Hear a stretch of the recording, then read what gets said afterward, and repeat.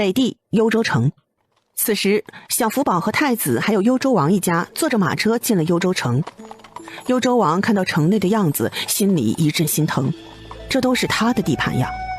幽州城因为遭遇了战乱，还有外逃的百姓逐渐返回了城内，所以现在的城内慌乱一片。该死的唐志忠，把我的幽州城弄成了这个样子。小福宝和小世子也站在车座上看着城内的景象，小福宝的眉头紧紧地皱在一起，大战之后还是得休养生息呀。你是幽州王，以后城内的建设还有城外的百姓都要靠你救济啦。这不是皇上的活吗？朝廷不是会帮忙重新建造的吗？这怎么还能用到我呢？幽州王这次也损失了不少，他暗中藏起来的钱可不打算拿出来。你的小心思我早就发现了。小福宝想到他已经派了黑甲军暗中去转移幽州王藏起来的银子，就不再和幽州王打嘴仗了。到时候把钱全给娘亲。这小子从前可没少搜刮，这都是不义之财，他拿的也是心安理得。马车的速度很快，城内的百姓见到王府标记的马车，知道幽州王还活着，也是觉得很奇怪。当初幽州王一家消失得无声无息，他们还以为幽州王他们全都死翘翘了呢，谁料人家活得好好的呢。小陆将军早就接到了太子的消息，知道他们会和幽州王一家一起进城，所以也早早的在王府门口等着了。沈飞和唐之陵两人知道太子和小福宝会来，也是高兴的睡不着。昨天知道小福宝竟然离开了长安，来了北地，沈飞真是又急又气。他现在也不后悔用了那些有毒气体了，他也不敢想象唐国公要是知道小福宝和太子来了，会不会对两人动手。毕竟太子可比唐之陵还值钱呢。其实沈飞不知道，唐国公的人早就找上门了。不过小福宝身边的黑甲军可不是吃素的，早就把唐国公派去找人的那几拨人都处理了。当初张远是提供了具体的地址的，而且赵郡和幽州也不远，一天也就到了，只是唐国公没有算到会有黑甲军罢了。马车停下，太子率先下了马车，然后才把小福宝抱了下来。沈飞看到小福宝，眼睛一下子就红了。小福宝，小福宝！小福宝听到沈飞的喊声，急忙挣扎地从太子的身上下来。娘！小福宝迈着小短腿，像个小炮弹一样的向沈飞跑去。小福宝自从知道沈飞还活着的时候，小嘴的弧度就没落下过。仔仔，娘终于看到你了。娘，我好想你呀！仔仔，你长高了。娘亲，我已经3岁了呢。你也才1岁多点儿，什么3岁了？哎，你个臭小子，就只认你娘是吧？啊，我这个爹你就不认了？小福宝上下扫了一眼唐之陵，见他这人不仅没瘦，反而还强壮了一些，就哼了一声。你这不是挺好的吗？还胖了。这个臭小子瞎说什么大实话呀。他确实是没瘦，因为和扎凡练习骑马和摔跤，是比过去强壮一些了。这俩孩子是男是女？小福宝在心中祈祷，一定要2个都是妹妹，这样娘亲就只有他一个大儿子了。是2个妹妹哦。真的？哈哈，太好了！仔仔，很抱歉没有生个弟弟和你作伴的。我喜欢妹妹，妹妹比弟弟好。沈飞一家人团聚，太子也凑了过来。皇叔，皇婶。太子也听到沈飞又生了2个小闺女，也是好奇地看了几眼。皇叔，这孩子真会长，2个女孩分别像你和皇婶呢。抱我起来，我也看看。太子非常听话地把小福宝抱起来，让他看大筐里的孩子。沈飞和唐之陵2人互相看了一眼，太子这人会不会太好说话了？怎么感觉比他们这对父母还要宠爱小福宝呢？小福宝看到2个小女娃的长相，一下就看上妹妹了。娘亲，我喜欢这个妹妹，她和你好像呀。大妹妹长得更漂亮哟。小福宝看了一眼那个长得像唐之陵的妹妹，撇了撇小嘴。小妹妹更好看。哎，我说你小子，你这就是区别对待哈。你喜欢你娘对吧？所以就对像她的妹妹好。唐之陵不知道他这话说的有多酸。幽州王已经看了好一会儿，他没出声打扰，也是在观察沈飞。他对能生出小福宝的人也是好奇的很。他觉得小福宝这孩子邪门的很，这孩子不仅长得像父皇，就是性格都像，还时不时的爆出大人的话。真的不像一个纯粹的小孩子。自家的小世子和小福宝比起来，简直像个智障一样。幽州王和小陆将军寒暄之后就走了过来，他见到唐之灵有些尴尬。这人是他的弟弟，但是皇上还没承认，这要怎么称呼？王爷。幽州王想了想，还是称呼道：唐侯爷。两人个子相当，互相打量对方。唐之灵现在强壮不少，他不自觉地挺起胸脯。锻炼还是好的，他现在比这个弱鸡强多了。幽州王也在不自觉地和唐之灵做比较，这小子长得也不像父皇，怎么生出的孩子能这么像？像的都好似父皇又重新活了一遍似的。还有这个弟弟还背了一个大边筐，像个老农一样，这是在搞笑呢吗？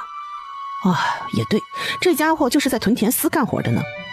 幽州王想到这里，又觉得先皇对他还是不错的，至少他是王爷，还有封地呢。幽州王不自觉的也挺起胸膛，有些瘦弱的肩膀显得整个人更加单薄了。幽州王和唐之灵互相打量着，都觉得自己比对方强的不是一星半点儿。咱们是不是先进去？一直在门口也不好。太子说的是，咱们呢先进我的王府休息休息。我就不去了，军营还有事，我先回去了。唐自宗关在哪里？小陆将军对上小福宝，非常奇怪，这么个小娃娃怎么会问这件事？小陆将军年纪小，也没和先皇打过交道，因此对小福宝是最免疫的一个。你个小娃娃，别问大人的事儿哈。说完也不看气呼呼的小福宝，而是对着太子行了个礼。太子，臣先告退了。好，陆将军先忙去吧。小陆将军这次离开没有带着唐之灵，因为太子已经来了，他相信唐之灵和太子在一起也不会失踪，所以走的也是干脆。到了王府就是幽州王的地盘，为了在这个弟弟面前显摆，幽州王率先的走在前面。幽州王妃也是迫切的想看看王府怎么样了，到底损失的大不大。小世子被母亲拉着，但是他却不愿意跟着王妃，小身子扭得像个麻花一样。福宝弟弟，福宝弟弟，我想跟我福宝弟弟在一起。小世子很喜欢和小福宝一起玩，他只是比小福宝大1岁，好不容易见到这么个同伴，自然想和他在一起。可是小福宝这时候哪有闲心管小世子，他笑眯了眼，拉着沈妃的大手，走路都是一蹦一跳的。娘亲，我有好东西给你呢。仔仔，是什么呀？说吧。银子，娘亲，好多的银子，你喜欢吧？仔仔，你告诉娘，你怎么有钱的？小福宝斜睨一眼大步流星的幽州王，都是咱们该拿的，娘亲放心。福宝弟弟，我也想要钱。放心，到时候给你1两银子。小世子并不知道1两银子是多少，但是知道银子是个好东西。好，福宝弟弟太好了。于是沈妃拉着小福宝，小福宝拉着小世子，3个人像葫芦娃一样。幽州王妃见状，心里叹了口气，这小子好像是被人拐走了一样。他不知道他儿子以后还真是被拐跑了，不过这都是后话了。王府并没有被破坏，但是里面值钱的东西都被搜刮得很干净。王府中的下人也少了不少，好些人是趁着乱拿着东西跑了，还有些人则是被唐国公控制了起来。后来小陆将军攻打了幽州城，又把人全都给放了出来。王府的管家见到幽州王回来了，急忙快步地迎了出来。王爷，您没事，真是太好了。幽州王也是着急了解府中的情况，所以给沈妃一家子和太子指了2个院子，就让他们回去休息了。王妃也强制地把小世子带走了。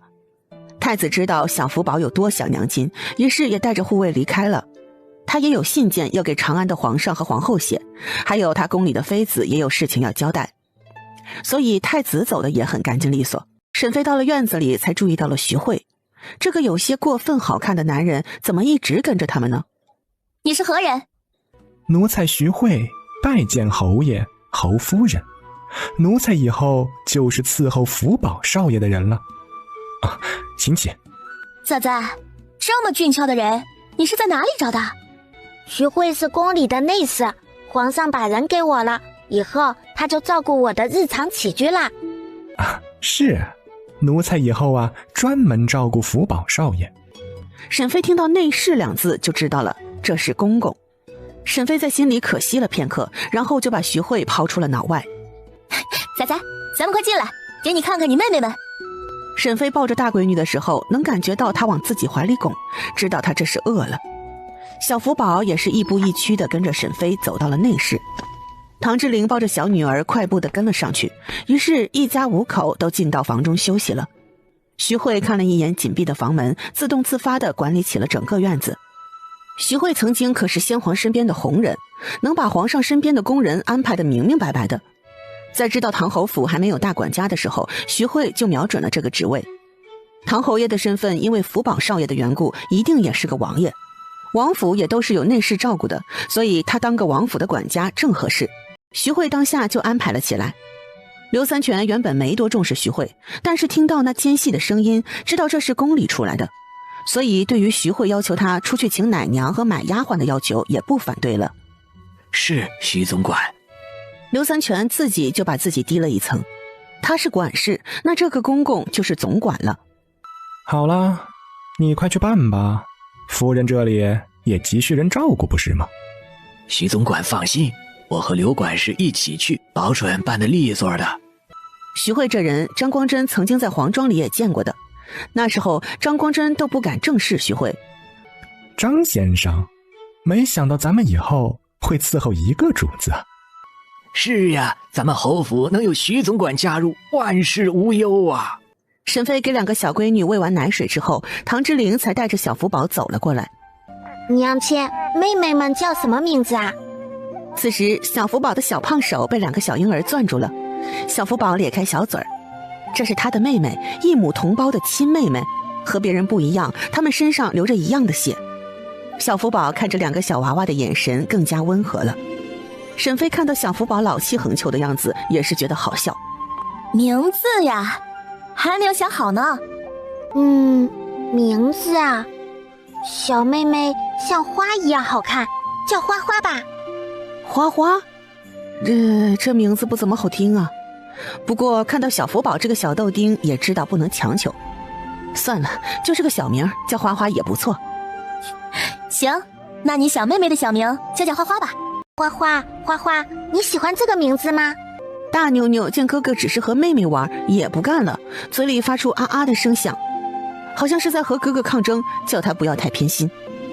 哎，仔仔，你小妹妹都有名字了，你大妹妹你也给起一个吧。小福宝看了一眼唐之玲，又看了一眼大妞妞，那就叫叶子吧。唐之玲抽了抽嘴角，哦，喜欢小妹妹就是花，不喜欢大妹妹就是叶子，这也太厚此薄彼了吧。叶子，小叶子也行，就叫这个吧。有花就有叶，一看就是一家。哎，我说仔仔，你这么对待你大妹妹，她长大了我看你怎么办。小叶子也不错的，我叫小福宝，她叫小叶子，一听就是亲兄妹。沈飞一家人团聚也是热热闹闹的。半夜时分，唐之玲和沈飞已经带着2个小妞妞睡着了，小福宝则是出现在太子的床头。起来，跟我出去一趟。福宝弟弟，走，咱们去看看唐自宗。小福宝要不是自己过去，小陆将军不理他，他都自己过去了。哎，他现在的身份就只有那些老头子们才能给他几分颜面了，这些个小年轻的都不把他放在眼里呢。太子听到要去见唐国公，麻溜的就起来了。好，咱们这就走。很快，小福宝和太子就带着护卫出现在地牢中。有太子这个护身符，小福宝去哪里都是畅通无阻。唐国公被关在地牢中，忍受着剧痛，真是想死的心都有了。听到外面传来动静，他虚弱地抬起脑袋，谁料竟然看到了一个小豆丁。唐国公抬起脑袋，正好对上小福宝的视线，见到小福宝这张脸，也是五味杂陈。这个孩子竟然都已经这么大了。唐国公还记得他出征的时候，这孩子打了他的那一巴掌。你究竟是谁？小福宝轻蔑地看着唐国公，伸出小胖脚踩在唐国公的脑袋上。唐国公愤怒地看着小福宝，这个小崽子欺人太甚。小福宝对着唐国公的脑袋踢了几脚，小嘴里的话让唐国公震惊不已。唐自宗，你竟敢算计我！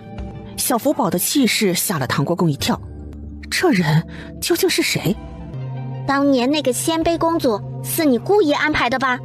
你是先帝楚成燕。